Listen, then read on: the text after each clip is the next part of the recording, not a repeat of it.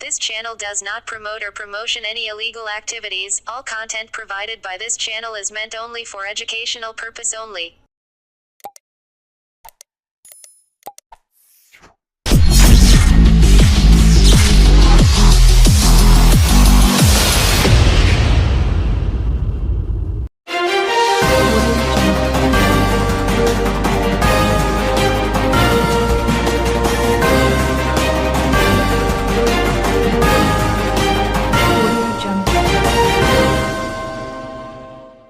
All India secular front Hooghly জেলা কমিটির উদ্যোগে আজ চুঁচুড়া ঘড়ির মোড় থেকে হুগলি জেলাশাসক কার্যালয় পর্যন্ত ধিক্কার প্রতিবাদ মিছিল সংঘটিত করে আরজিকর মেডিকেল কলেজে ডাক্তার ছাত্রীকে নৃশংসভাবে ধর্ষণ ও হত্যায় যুক্ত সকল দোষীদের অবিলম্বে গ্রেফতার ও কঠোর শাস্তির দাবিতে এবং বর্ধমানে আদিবাসী ছাত্রীর খুনিদের দৃষ্টান্তমূলক শাস্তির দাবিতে হুগলি জেলাশাসকের কাছে 4 দফা নিয়ে স্মারকলিপি প্রদান করল হুগলি জেলা কমিটির অল ইন্ডিয়া সেকুলার ফ্রন্টের নেতা ও কর্মীরা।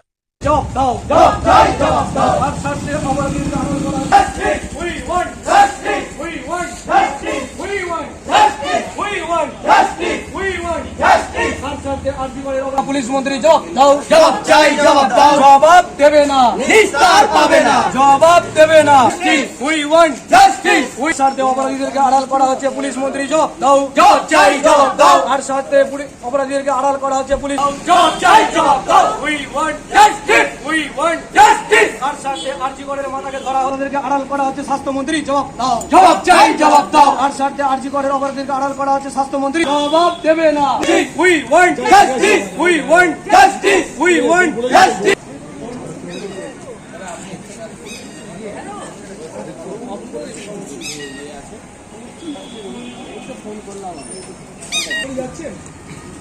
ইমেল করেছে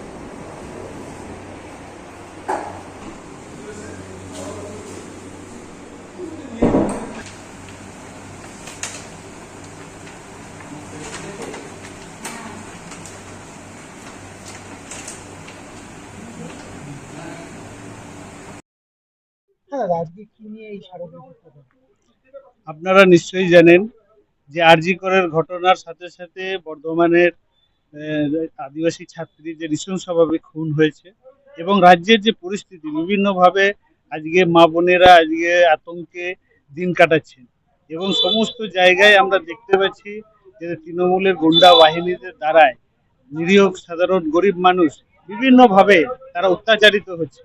তো সেই কারণে আপনারা নিশ্চয়ই জানেন ইন্ডিয়ান সেকুলার ফ্রন্টের পক্ষ থেকে রাস্তায় আমরা যেদিন আরজিকের ঘটনা ঘটেছে তার পরের দিন থেকে আমরা ন্যায় বিচারের দাবি জানিয়ে আমরা রাস্তায় নেমেছি। আপনারা নিশ্চয়ই জানেন আমাদের যিনি চেয়ারম্যান এবং একমাত্র বিধায়ক নওশাদ সিদ্দিকী ভাইজান প্রতি মুহূর্ত অত্যাচারীদের বাড়ি বাড়িতে গিয়ে মোটামুটি ন্যায় বিচার দেওয়ার আশ্বাসও উনি দিচ্ছেন। সেই পরিপ্রেক্ষিতে আমরা হুগলি জেলা কমিটির তরফ থেকে আজকে আমাদের যে কর্মসূচি ছিল সেই কর্মসূচি ছিলেন আমাদের অবস্থান বিক্ষোভ এবং ডিএম সাহেবের মাধ্যমে সরকারের কাছে আমাদের যে দাবিগুলো দেওয়ার ছিল সেই কারণে আজকে আমরা ডেপুটেশন দিতে এসেছি। কিন্তু আজকে অবস্থান বিক্ষোভটা আমরা আকাশের ওয়েদার খারাপের কারণে আমরা পোস্টপোন করে নিই। আজকে কিন্তু আমরা যে আমাদের দাবিগুলো ছিল যে ডিএম সাহেবের মধ্যে দিয়ে মাধ্যমে আমরা সরকারকে জানাবো সেই দাবিগুলোকে নিয়ে আজকে আমরা এসেছিলাম ডিএম অফিসে এবং ডিএম সাহেব উনি ছিলেন না, ডিএম সাহেবের বড়বাবু ছিলেন। বড়বাবুর কাছে আমরা আমাদের স্মারকলিপি আমরা দিয়েছি। আমাদের প্রথম দাবি 1 নম্বর দাবি ছিল যে আরজিকর মেডিকেল কলেজে ডাক্তার ছাত্রী নৃশংসভাবে ধর্ষণ ও হত্যায় যুক্ত সকল দোষীদের অবিলম্বে গ্রেপ্তার ও কঠোর শাস্তি দিতে হবে। 2 নম্বর ছিল বর্ধমানের আদিবাসী ছাত্রী খুনের বিচারে বিচার বিভাগীয় তদন্ত করে দোষীকে দৃষ্টান্তমূলক শাস্তি দিতে হবে। 3 নম্বর ছিল গোটা রাজ্যে ক্রমবর্ধমানের নারী নির্যাতনের প্রতি ঘন্টায় স্বচ্ছ ও নিরপেক্ষ ভাবে আমাদেরকে তদন্ত করতে হবে। 4 নম্বর রাজ্য জুড়ে মহিলাদের নিরাপত্তা সুনিশ্চিত করতে হবে।